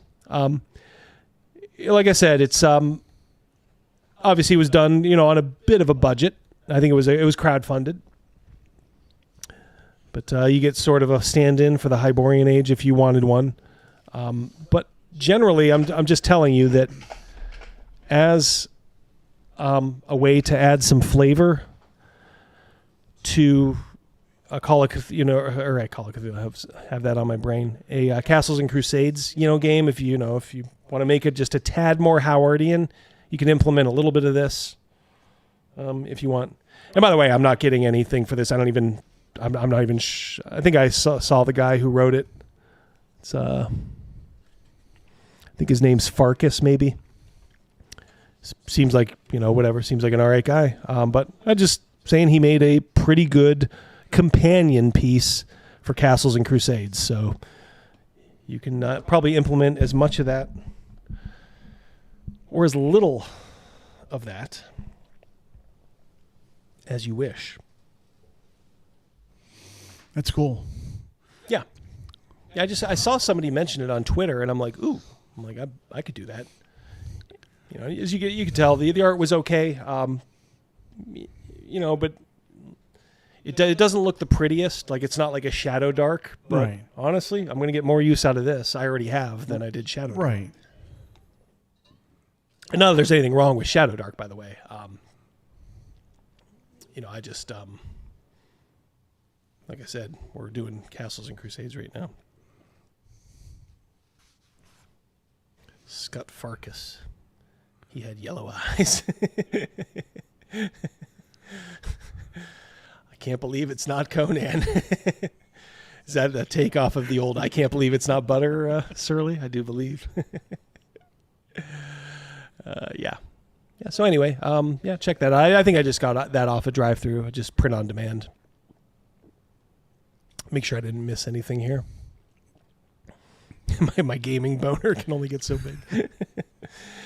Well, funny you're talking about boners there, Disco, because we're going to go one last place before we set you guys free for the night. Or this is the surprise, Rogan.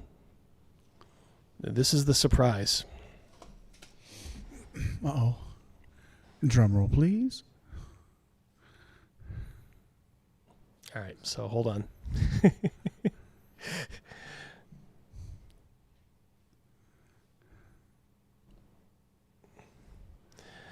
All right. It being, Valentine's Day and all, right? It's a time for love, right? Isn't it? Yeah, absolutely. What better way to say I love you at the game table than pulling this out? I just do a little page through, So I did a video on this, I think like a year ago. Has it been that long? I think so, yeah. Holy cow. Yeah. Now, here's the thing. I think I was a little harsh. Look, if this is your thing, that's fine. I never thought that this was a good fit. I am very much a fade to black kind of guy when it comes to sex in role playing. But that's not what this book is about. This book is about turning on the spotlight. Yeah, this is like what? I think 2002, maybe. My notes are in here from the from when I did it. I had to also go through at lunch today and make sure I got rid of everybody's naughty parts. Hold on one here. Mind's Eye, $5. Whoops. popped in late, but when I think of a Jeffro campaign, all I can think of is the Muppet sketch where Vikings sing "In the Navy" by the Village People. Spot on. That is awesome. That is hilarious. That is a well spent $5 there, mind's eye. Yes, absolutely. I know the one he's talking about too. Yeah, thank you. I am going to YouTube that later on. Yeah. See, it's a good one. Warning: adult content. Yeah. It's mostly about like the art. God, I hope I got everything. Yeah, those are covered. Yeah, and that's far enough away. I remember like during my my video. You know, it's like it's meant to be serious and mature look, you know, at the subject in an upfront manner, leaving the tongue-in-cheek or snide comments at the door. And then there were literally the next section. Once the topic of sex comes up in a game, it can quickly, if left unchecked, turn into a sophomoric joke with body humor, crude references, and otherwise inappropriate behavior. There's nothing wrong with this. Which is it? Which is it? Make up your mind. Is it supposed to be a serious and mature look at it? Or, you know, are you allowed to? All right, Sybil, which one's writing this one? Yeah. Oh, boy. Let's face it, sex is funny. Yeah, so this book was all about putting any kind of sex, I mean, I think all the way down to like bestiality in your game. Oof. I just can't imagine. Yeah. Yeah, I can't imagine going in certain directions.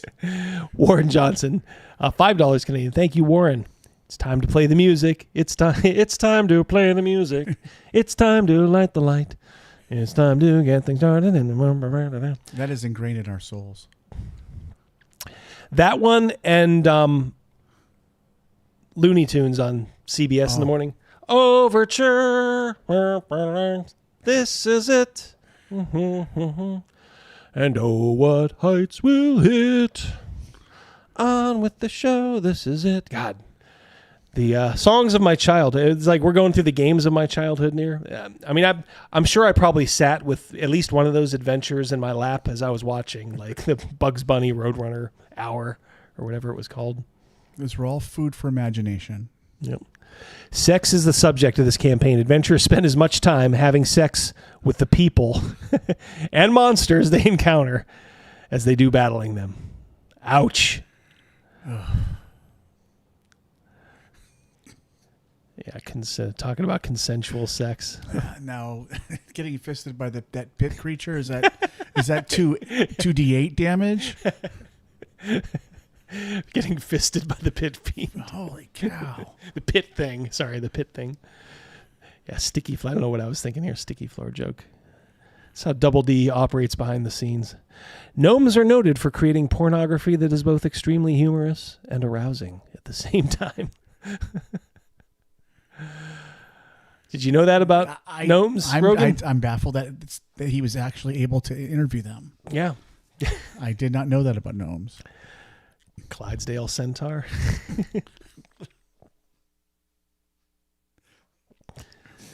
Yeah, when you start getting into common cultural taboos, oh boy. Shows you how much the world has changed in the last 20 years. Cultural taboos, incest with extended. I like the way they put that in there. With extended family.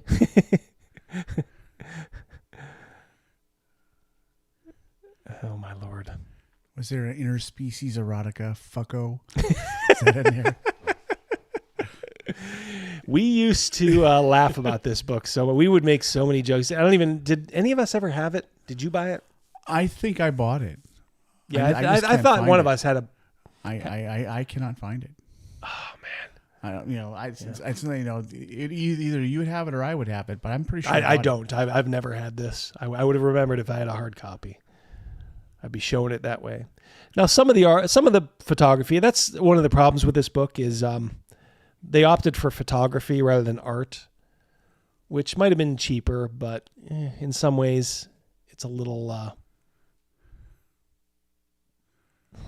You get stuff like that. That's just, I mean, is that Silence of the Lambs or what? Oh, God, yeah. Oh, would you fuck me? I'd fuck me. Oh.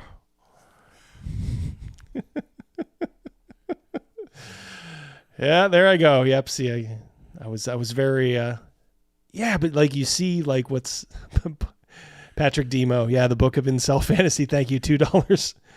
That's sort of what the knock on it was. And as much as you tried to give it the benefit of the doubt, it was like, but I mean, here you have, you know, I mean, look, she's okay. She's probably a mom now.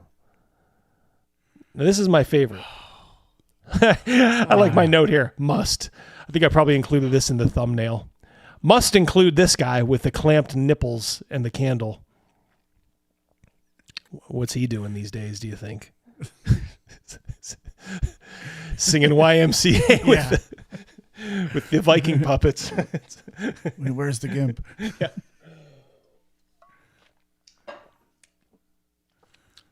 God. Damn. Yeah, this happened. It's hard to realize, but this happened. And this was big enough that when it came out to make a bit of a splash, you know. Mm-hmm.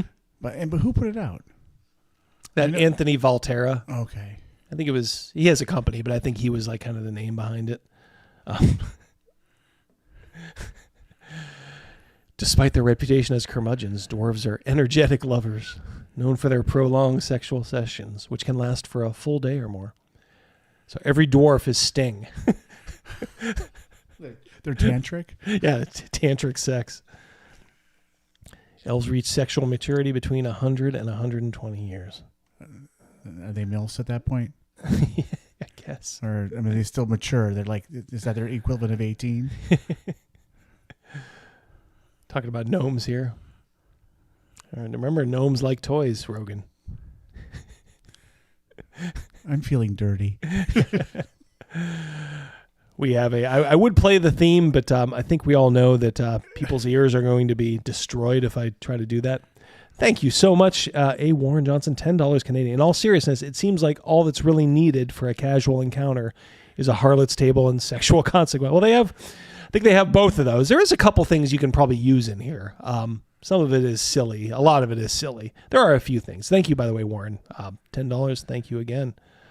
But it's like, I don't know, like, and then you get kind of artwork like this, and I know it's like, looks cute girl. I'm sure she was thinking, you know, it would turn out better. I don't know. Oh, half-orcs enjoy sex, and they like it rough. Foreplay, Rogan. Also, it includes biting, scratching, bruising, and actual intercourse. Resembles a mix between a fist fight and a wrestling match. Just like me and Mrs. D like it.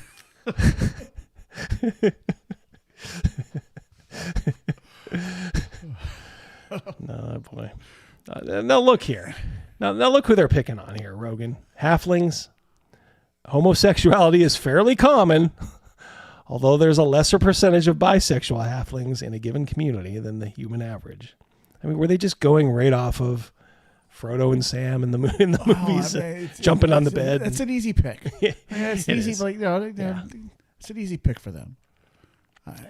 It's kind of odd. I've always thought that this sort of projecting that sort of thing on halflings. I don't know. I just think there's a lot of weird stuff about that. This is what I mean. The book was not very well written. For centaurs, mating is both rough and tender. It can't be both. It cannot be both. Yeah. It's hard but soft. It burns, but it's cool. Death Angel Shadow, member for 4 months. Thank you so much, sir. Chevalier. Congratulations. Mrs. Death always plays a gnome. What are you saying? I'm not saying anything, my friend. Oh, Night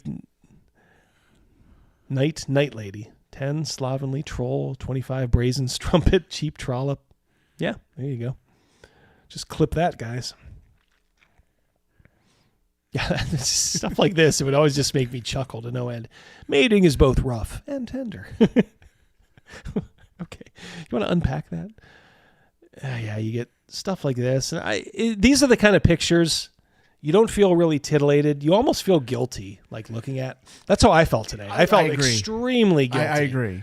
Like I did not want to see this. I had to make sure it was safe, for the stream.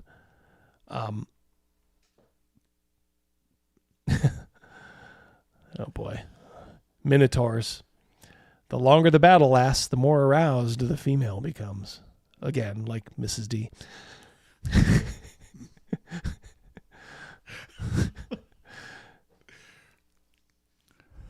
Oh, here we go. Here's something you wouldn't find. Orcs and ogres. Some orc tribes grape with impunity among the civilizations they conquer, regardless of race. They did not know what they were getting into. Oh God, yeah. Some of this was embarrassing. Some kind of made me angry, like pictures like this. Oh, forgot that one. Copulating with a construct. Did you ever want to have rules for that, Rogan? I never did. I've seen too many videos about that. Oh God. Yeah, ooze. I think I dated an ooze. This is the best. Now this is the best picture in here. Yes. It fits. It's sexy in a, dare I say, like a clean way. It's telling a story. Yeah, it tells a little bit of a story. Good model there. Yeah. They needed kind of more of that kind of stuff and less of, guys with nipple clamps holding candles. Yeah. Yeah. Zoom through here. So here's something you guys could use, I suppose. Oh no. It's sexually transmitted diseases. Astral's Doom. As your balls. I think that's supposed to be blue balls, right? Yeah. Black Withering. I mean, that's serious. Burning Release. I was down at the Brazen Strumpet, got a nice case of the Burning Release from Tanzi. Crimson Welts. Good Lord, crotch. I like how they try to be kind of highfalutin, and then just they get to the middle and it's like crotch plague. Engorgement. Fever Touch. Ghoul Fever. What is that? What is that doing here? Hairy Brute. Kisser's Curse. Well, that must be herpes, right? Maybe. I wouldn't even know what to label that. Lover's Lice. We all know what that is. Lycanthropy? Mummy Rot and Vampirism. Whore's Delight. What is Whore's Delight? Now I got to see what Whore's Delight is. Whore's Delight. This mildly debilitating disease saps the sufferer's strength and had an odd side effect. It causes his or her genitals to excrete a paralytic poison? Someone having sex with a person suffering from Whore's Delight must make a DC 15 fortitude save or be paralyzed for a couple hours. This disease earned its name from unscrupulous flesh merchants, often used doxies, and pretty boys suffering from Whore's Delight to rob unwary customers. Femboys. Somebody phone up Simp Clops. Soy Clops.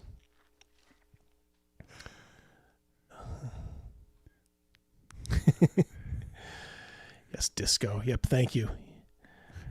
Maybe they didn't like me because I made them deaf. Twice. I honestly can't blame them. I got to be very careful on the outro. I'm going to give plenty of warning. We'll see if. Good Lord. This has a lot of charts in it. There is some use to this, I will say. I know, of course, because this is 3rd edition. There was a lot of feats and stuff. I'm going to guess she's like a contortionist, maybe? Is that somebody else's leg?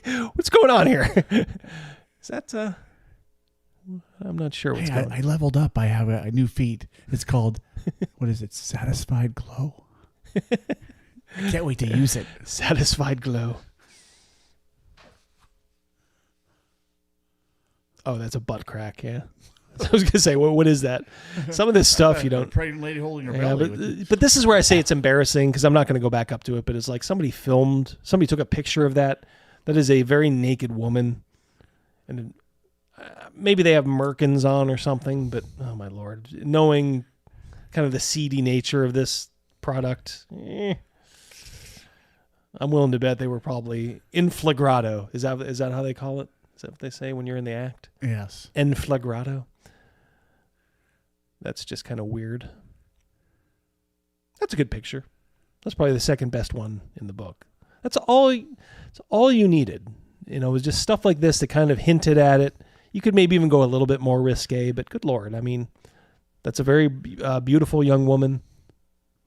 You know, probably could have framed it a little, like zoomed in a little bit more. You still would have gotten some of these flowers if you did, but yeah. I can't believe I'm going through this. There she is. It's all on Front Street in flagrante. Yeah, thank you, Steve. It's all out there. You will not be titillated by any of this stuff. And obviously, different time. You know, this is the early days. Well, maybe not so early days, but still the young days of the internet. I was looking at this picture and I said, "What is this?" And I didn't realize he was cutting his bicep. I was putting his bicep and his left chest together to form like some kind of a weird butt. If you can kind of see that. I see it now. Yeah, do you see it? I was at lunch today. I was like, oh my God, what unholy spawn is this? And I'm like, oh, it's just a brother cutting his arm. But for a while I'm like, is that a butt or something he's cutting? That's what happens when you look at this stuff a little too long, peeps.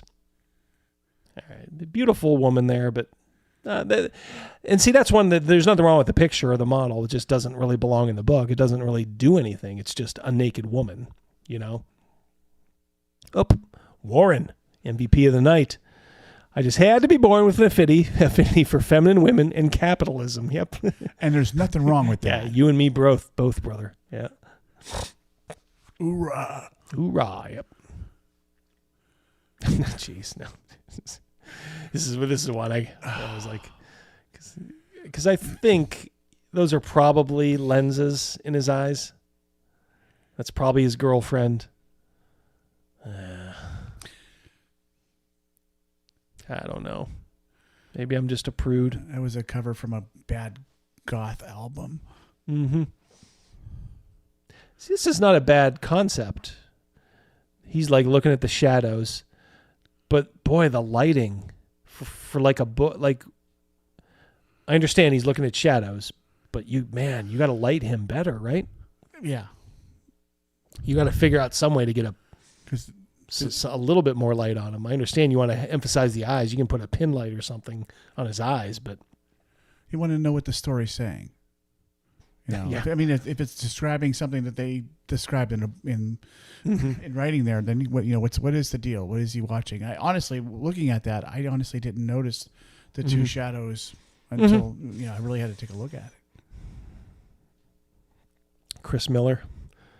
I'm gonna go touch a real girl now. Have a good night, nerds.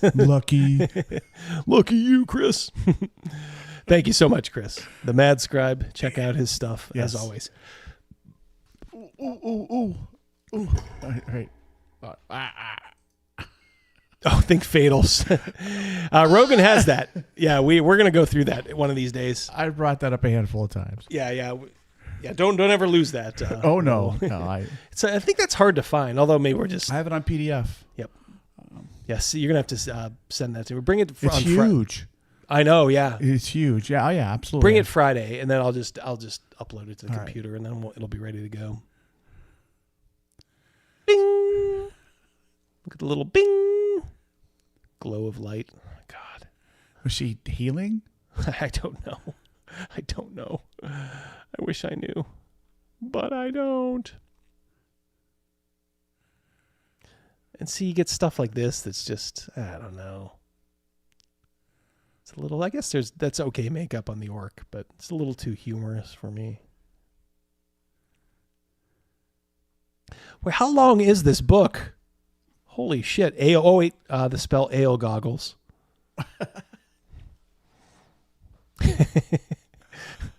Worn them a handful of times in my life. Ale, yeah, we all have. Like, what is, see, like, that's what I mean too about, like, no comment. No comment. No comment.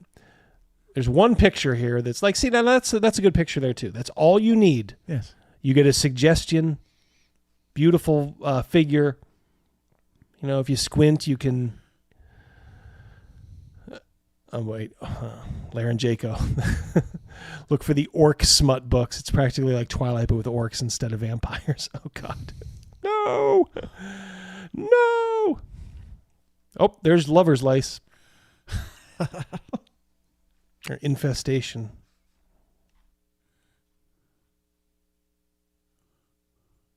Okay. I'm just shocked at how big this book is. I'm going to start to... No, like it's like almost 200 pages. Yeah, maybe. Oh, God, they did put some effort into this. A little bit of it was... Oh, boy. Just what I want to see. Oh, we're just going to go right past that. Penis weights. Did you guys want rules for penis weights? Because they're here. I don't know. I didn't see anything so far in here. You know, maybe we passed it, but tentacles. I haven't seen nothing about tentacles. Yeah, I think they were a little light on the tentacle. Maybe they were, even back then, it was kind of a cliche, you know, with the Japanese. So maybe they were trying to make it a little bit more, quote unquote, serious. False breasts and a false penis. Okay. Those are iconic items? I guess. There's just a girl in her birthday suit with 2 knives. Are they really knives? Yeah. Yeah, I think they are. Warren Johnson. This book is the reason why safety tools exist. Yeah. You could make a strong case for it. That's for sure. I think the irony in this, in my opinion, is that the same people that created this book spawn the people that are creating the X card. Yeah, you know, I mean, you could make the case. Overly liberal. Yeah. You know, now it's back in the 90s it's the free whatever. Now it's 220 whatever. Now it's like, all right, everyone goes to the concentration camp. To the concentration camp. This is the picture that really unsettled me. This is like a half man, half woman. Like behind that little blue face there, you know, that, oh no, Mr. Bill. There is junk. There is junk residing behind that face. Let me tell you this. Let me tell it to you like this. You will thank me in your dreams tonight for that face I made. Because this, when you see this, you can't unsee it. I'm trying to get... Oh, there you go. I don't know. Is that like a goblin? It's a woman with very saggy breasts. Yeah, I guess it's probably huge hands. Holy cow! Yeah, even though there are extenders, but yeah, she's got to have big hands, right? Wow, she can palm a basketball. Yeah, I was gonna say it's early WNBA player. That's okay. It's all right. More of that. Less of the dumpy. Yeah, it's like, okay, it's nice, it's fine, but God, I don't want to look at it anymore. You know, I'm not. Well, there you go. It's a cleaner picture, but what is it doing in here? It's like it doesn't really belong. All right, we're getting towards the end here. Oh, there you go. It's Dende. Oh. It's Rogan's Dende character. Yeah. Oh, yeah. Wow. Again, it kind of turns into like vaguely like sexual wallpaper at a certain point. Like, oh yeah, there's another kind of sad, not sad looking as in they're ugly, but just kind of they have this sort of sad demeanor. Woman, with her boobies or more hanging out. There's the cover gal. This time you get the full Monty. Those wings look a little ridiculous though, because they're small. Yeah, they're really small.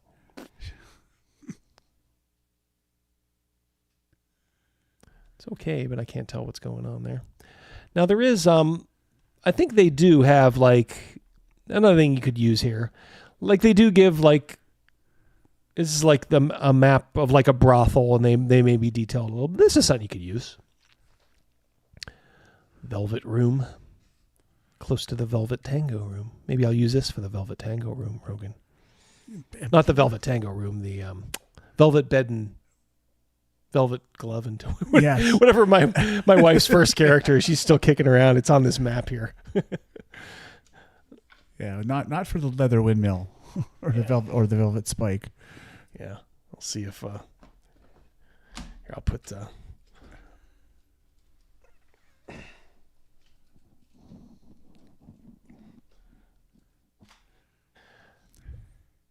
That's enough of that. That's enough of that. That's enough of that. Here, I'll put up. Yeah, that's the map of the city-state of the Invincible Overlord. I put a piece of. This is the stand-in for the Imperial City in our campaign. So I put this under plexiglass now, so it's really nice. I don't have to worry about people like spilling stuff on it. Yeah, my wife's it's like right over there. It's like the velvet bed and table or something, I think. Something like that. Yeah. All righty. That's a legacy. Oh God, yeah. Yes, indeedy. Yeah. It is cool. It is really cool to see this map. Especially with plexiglass on it. Yeah, it's really awesome to see it. The city up close.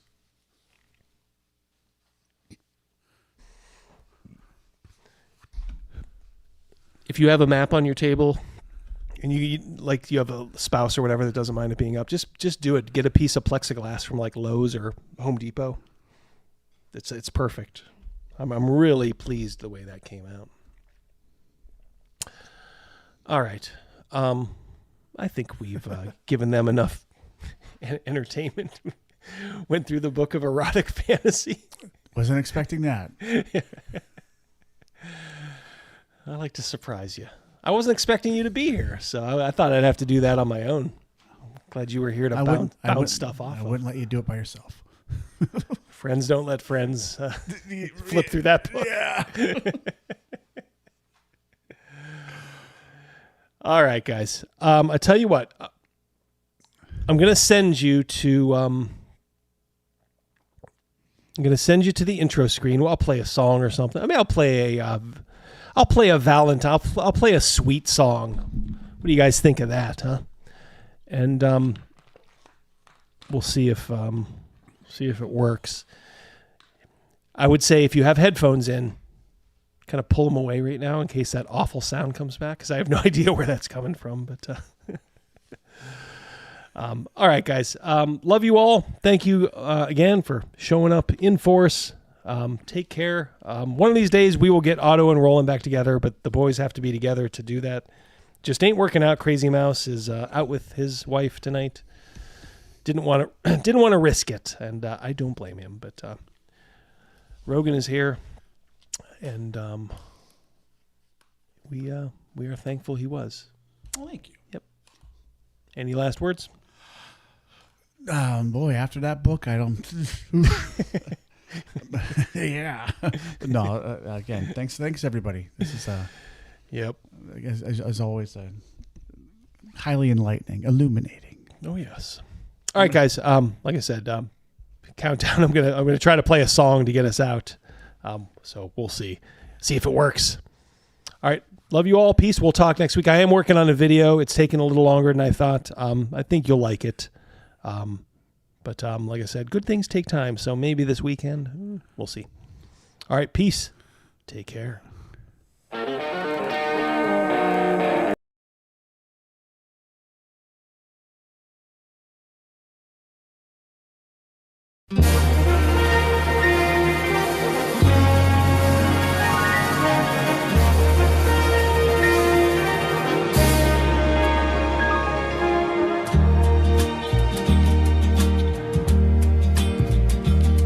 There's a ship lies rigged and ready in the harbor.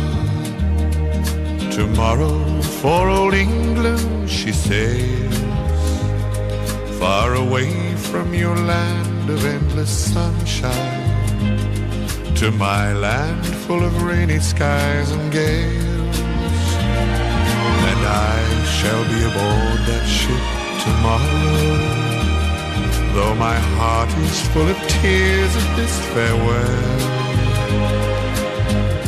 For you are beautiful, and I have loved you dearly, more dearly than the spoken word can tell. For you are beautiful, and I have loved you dearly, more dearly than the spoken word can tell.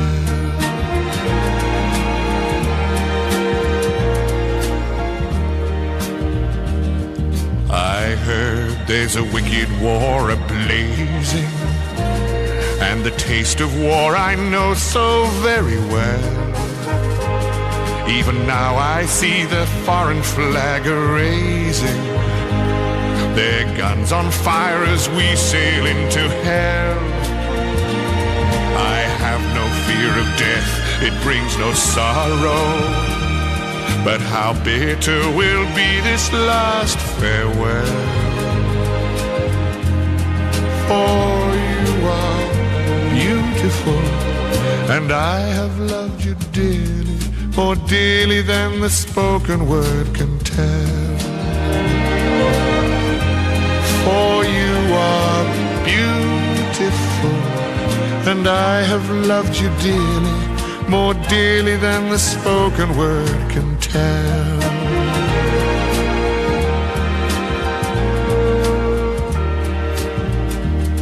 Though death and darkness gather all about me, and my ship be torn apart upon the sea, I shall smell again the fragrance of these islands, in the heaving waves that brought me once to thee. And should I return safe home again to England, I shall watch the English mist roll through the dell. For you are beautiful, and I have loved you dearly, more dearly than the spoken word can tell. For you are beautiful, and I have loved you dearly, more dearly than the spoken word can tell.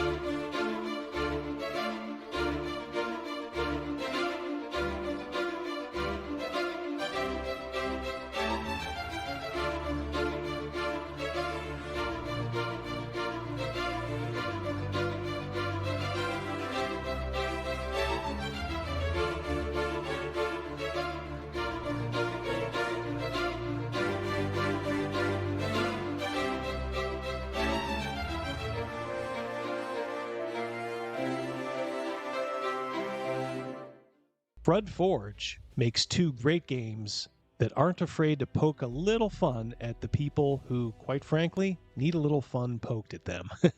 First is the quick and hilarious Virtue Signal, the game where you play a social justice warrior trying to attract followers to your cause before the other players can tear you down. Then there's the mammoth Portland Occupied Zone, or POZ. In this strategy game, you play as a complete disaster of a human being, trying to reshape Portland into a slacker Marxist utopia. Bring a few friends and warm up that throwing arm for some Molotov cocktails.